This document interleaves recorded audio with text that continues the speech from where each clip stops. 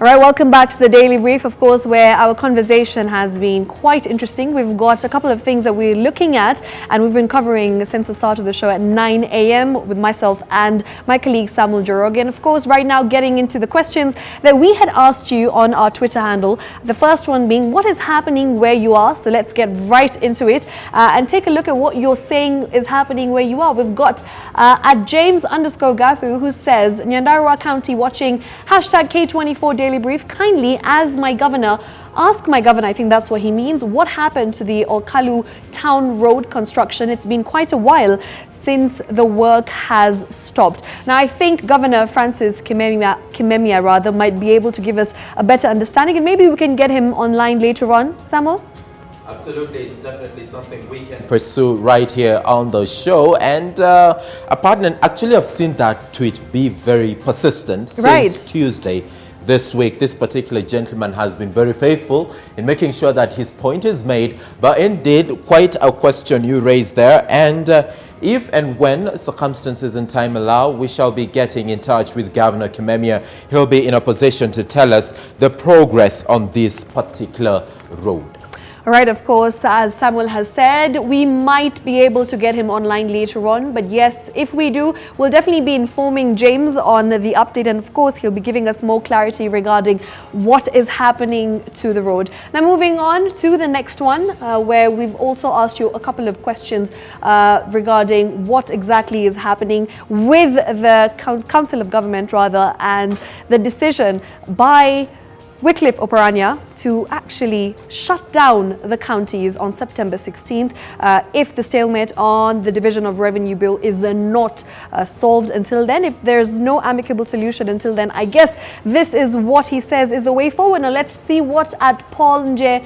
Wow, 423-90513. That's quite a mouthful, but yes, thank you for that. He says, I wish President would wake up one day and dissolve these counties. Now, of course, that is a response to what came about yesterday from Governor Wycliffe Oparanya regarding what he had said. Of course, he said, he warned rather, not a threat, but he warned that he will be shutting down the counties come 16th of September. Samuel, what do you think about this reaction from Paul? Okay, it's valid.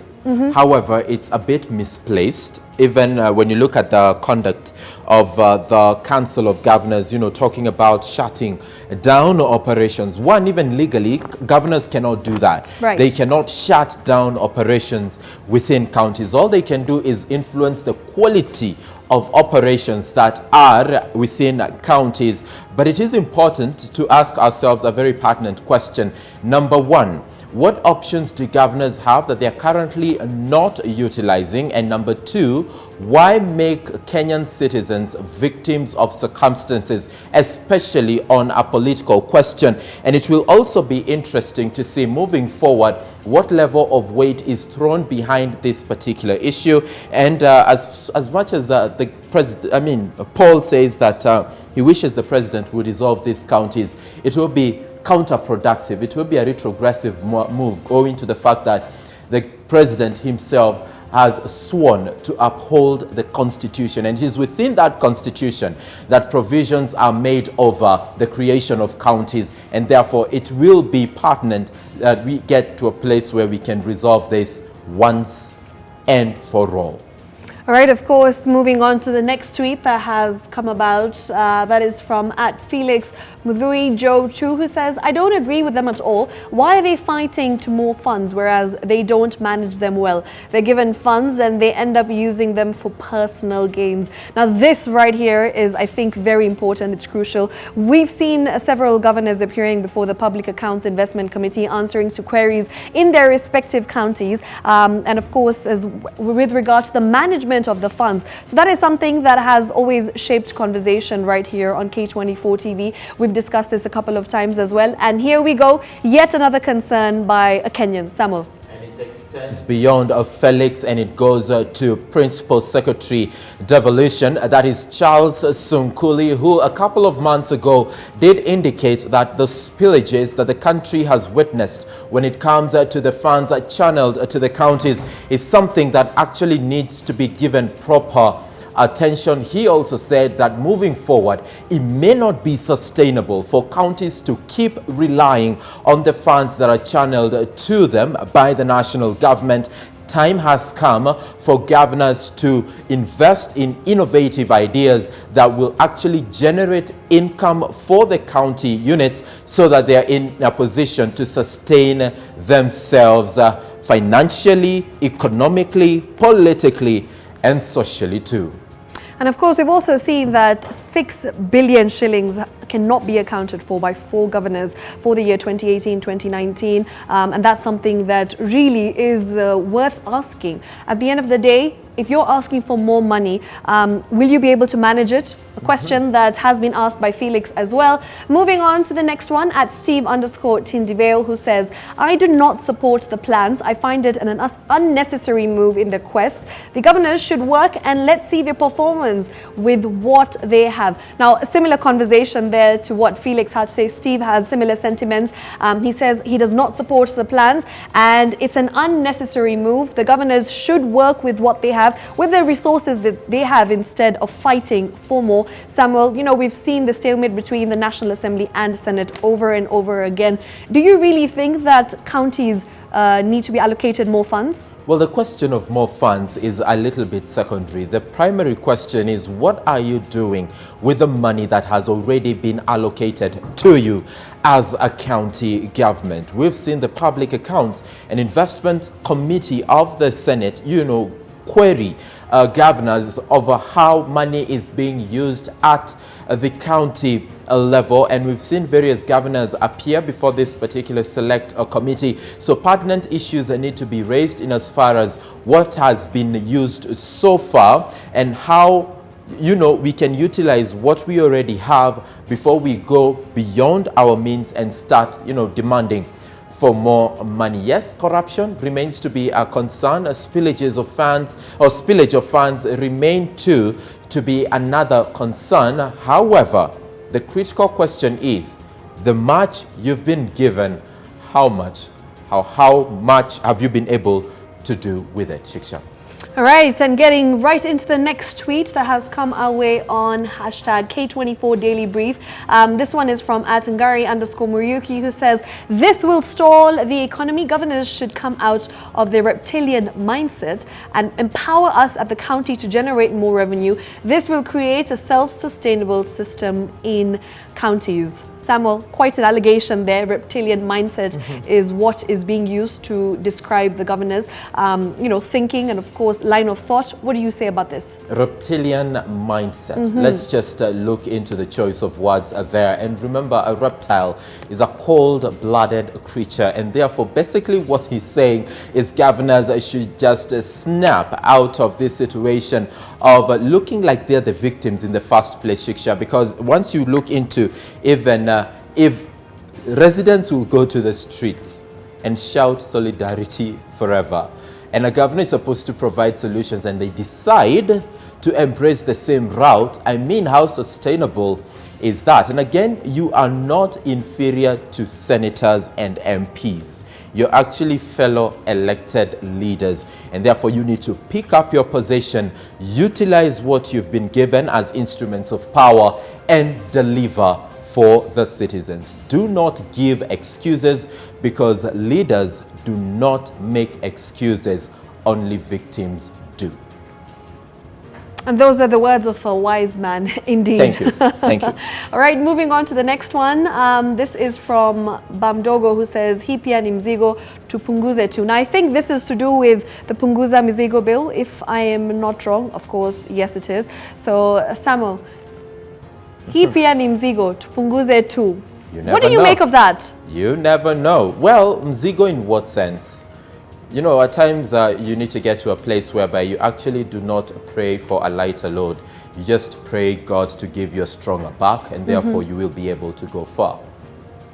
Good advice once again by Samuel Joroge. I feel like you should become a philosopher. If we asked you a question back in the day, I think 2 days ago, if you were to do something, if not news anchoring, philosophy it is. Now, of course, taking you back to the local news update, where the Interior Ministry will carry out a mop-up exercise for unregistered persons for Huduma number. Now, the Director of National Registration, Ruben Kimotho, says the 30-day exercise will kick off on Monday, 2nd of September, and the mop-up will come ahead of the next phase of Huduma number exercise. County Deputy Registration Officers, in consultation with their respective Deputy County Commissioners, are also required to come up with programs covering all locations, schools, marketplaces as well during this particular period. Now, moving on to stories to do with land matters, where activist Okia Omtata has moved to court seeking to stop Parliament from vetting Uhuru's nominees to the Land Commission. Now, Omtata says the nominees were not selected in a lawful manner, claiming the selection panel was incompetently constituted. The application was filed before Justice Biram Ongaya of the Employment and Labour Relations Court, who certified the matter as urgent to be heard on Monday, the 2nd of September. And moving on to matters betting, where the Betting Control and Licensing Board has cleared gaming firm Betway Kenya to restore its operations after also being given a nod by the Kenya Revenue Authority. Now, in a statement, Betway claims it has worked relentlessly with the authorities towards compliance and fulfillment of requirements by BCLB and the relevant government bodies. To uphold full compliance with taxation laws, Betway will be deducting 20% withholding tax from winnings in accordance with the law, and this will be clearly displayed on individual bet slips to ensure transparency.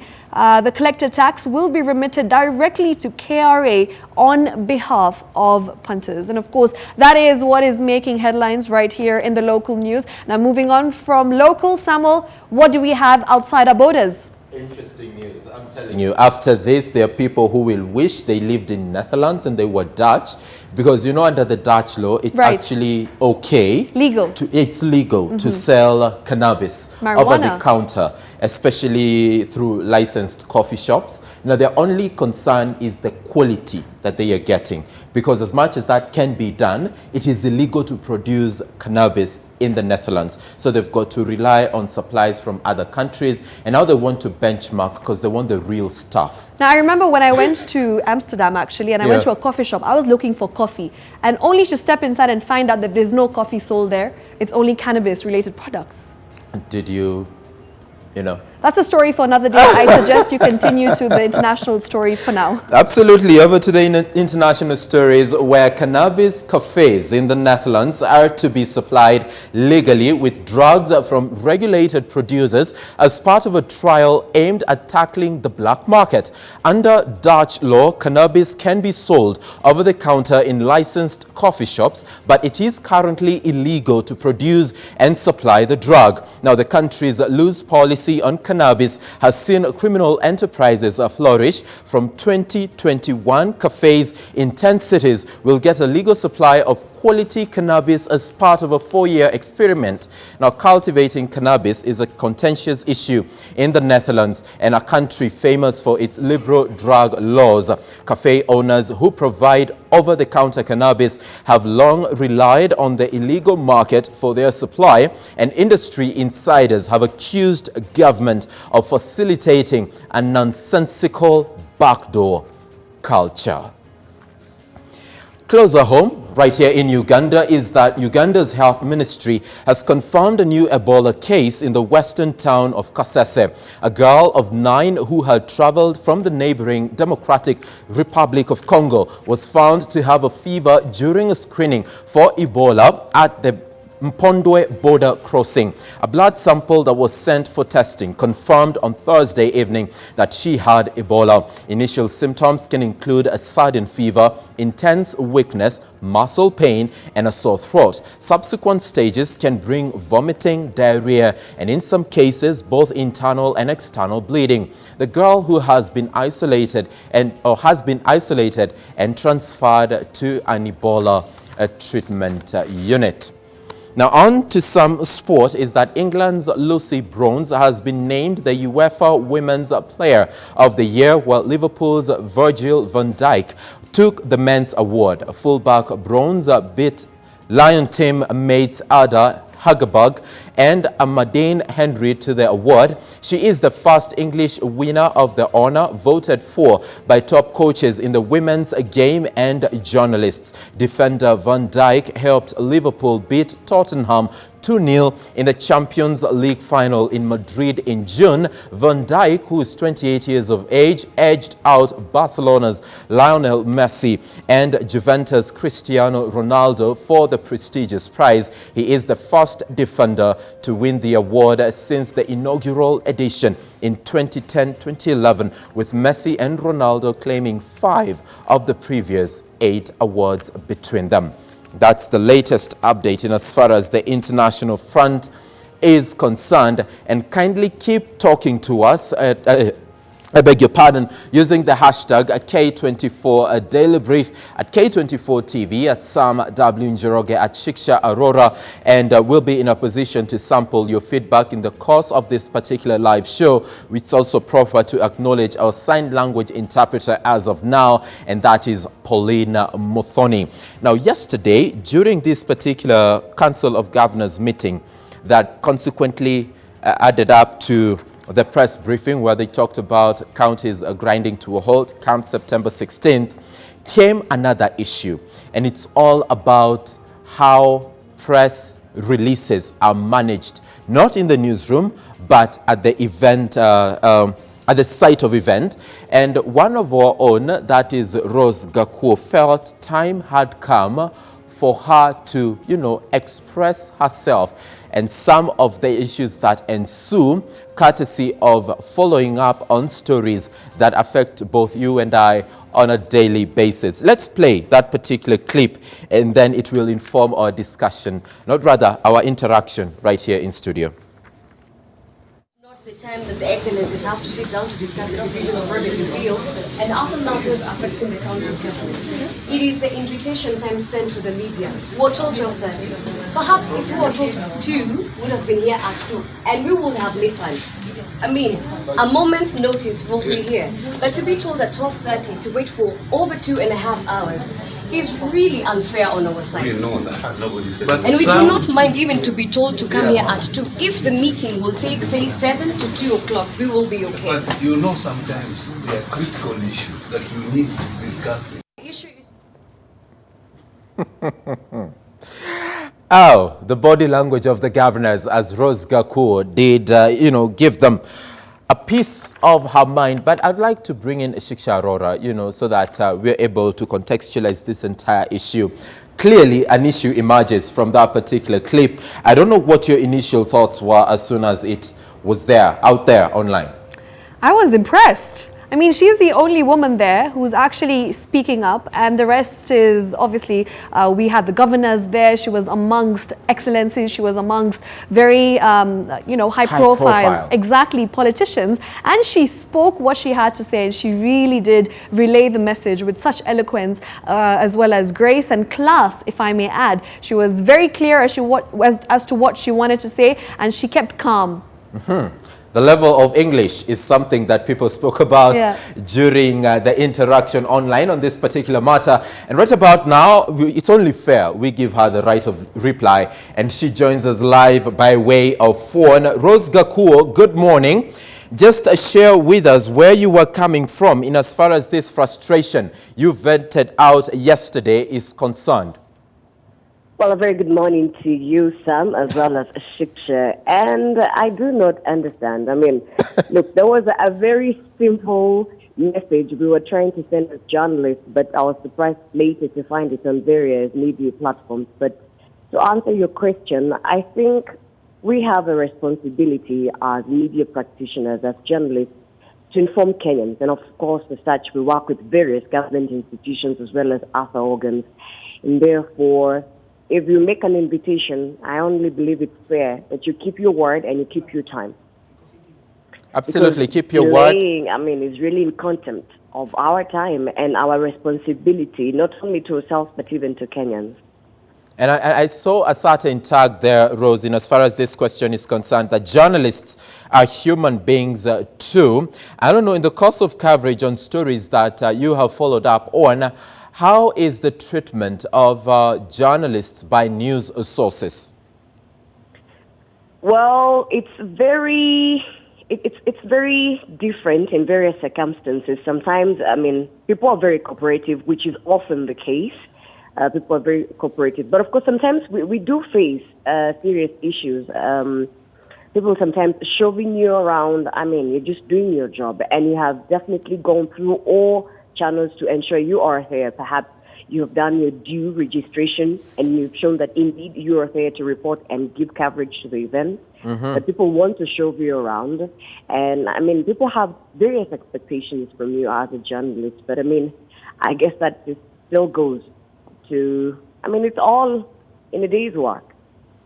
Right, and as we bring in Shiksha Arora, who's standing by with a question to you, Rose, is the flow of information always clear and seamless?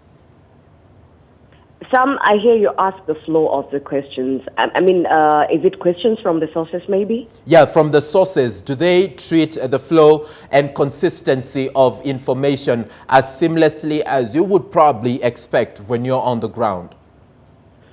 Well, not necessarily. Unfortunately, again, the case with sources, they think that perhaps because you're providing the coverage with them and because they know you're there, they expect that maybe the presentation and how you present the work will generally favor them. But again, remember, we have a duty ethically and professionally. What we do is we deliver everything as is expected to be. And sometimes that has really ended, leaving a lot of journalists in trouble because somebody wonders, wait, you're right here in my presence and I expect you to say something different. And you're saying something different. And of course, now that kind of, sometimes, a lot of incidences happen. Right, and of course, we are talking to our reporter, stroke anchor, that is Rose Gakuo. And I believe, Shiksha, you've got a question for Rose.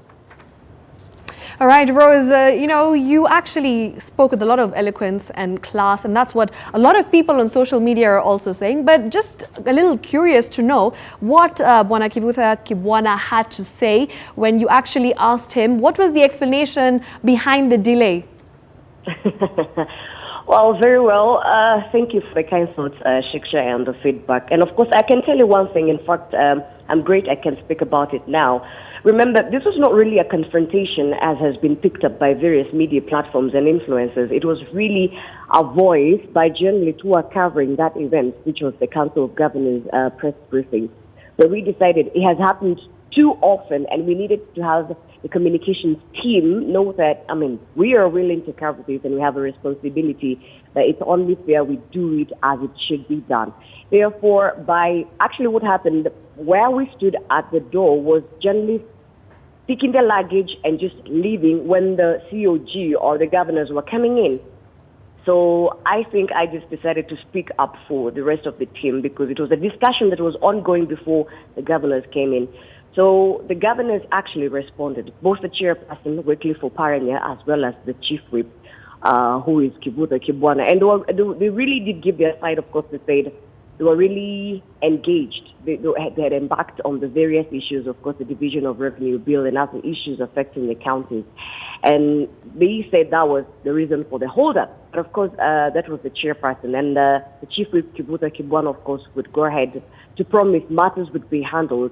And of course, now the brunt lay with the communications team to the Council of Governors, Shiksha. Rose, I don't know if you've seen the comments that have been going around with regard to this viral video. Let me read out 2 or 3 to you, and then maybe you can pass on your comments to that. So one of them says, Waze never wants to listen to the youth. Somebody says, wow, eloquence. Look at her lecturing governors. My goodness, she's amazing. Somebody else says, I like her eloquence. Even Kivuta was lost for words. And lastly, more than anything else, I'm quite taken aback by the fact that the complaint, quite a valid one, has been met by sober interlocution braced by suave exchange rather than condensation and haughtiness, a popular dispensation of the political class in these parts. What do you say to these comments? Well, Shiksha, I happen to have seen a bit of the comments and they're very varied, I would say. But I can tell you, I think the reception and the singular voice I got in that feedback was that people prefer a very streamlined means of communication. But there's one thing I would like to note. I would not necessarily say various organs do not like listening to youth or any other, or even say media. I think sometimes we have in-betweens, whether communication teams or otherwise, that are not very well streamlined, and therefore communication and the flow of information is a breakdown, which is very unnecessary. So I think it's a singular voice of just having something streamlined in terms of communication. All right, thank you very much for speaking to us. Of course, in case you've not been aware of what we're talking about right here with Rose Gakpo, it is a video that has gone viral where she is seen telling Kivutha Kibwana and the other governors about respecting their time and why they've been told to wait for so long regarding this meeting that was meant to happen at 12. It happened at 2 o'clock. Let's listen in and let's play back the video. The issue is not the time that the excellencies have to sit down to discuss the division of revenue field and other matters affecting the county government. It is the invitation time sent to the media. We were told 12:30. Perhaps if we were told 2, we would have been here at 2 and we would have made time. I mean, a moment's notice will be here. But to be told at 12:30 to wait for over 2.5 hours is really unfair on our side. We know that. But and we do not mind even to be told to come here at 2. If the meeting will take, say, 7 to 2 o'clock, we will be okay. But you know, sometimes they are critical issues. Samuel, absolutely fantastic, isn't she? That's true. That's true. But she raises some very key issues. Number one, if you say a press conference is 12:30, it is 12:30. We're in the business of managing time, and unfortunately we don't have a 25th hour. So if you call on a newsroom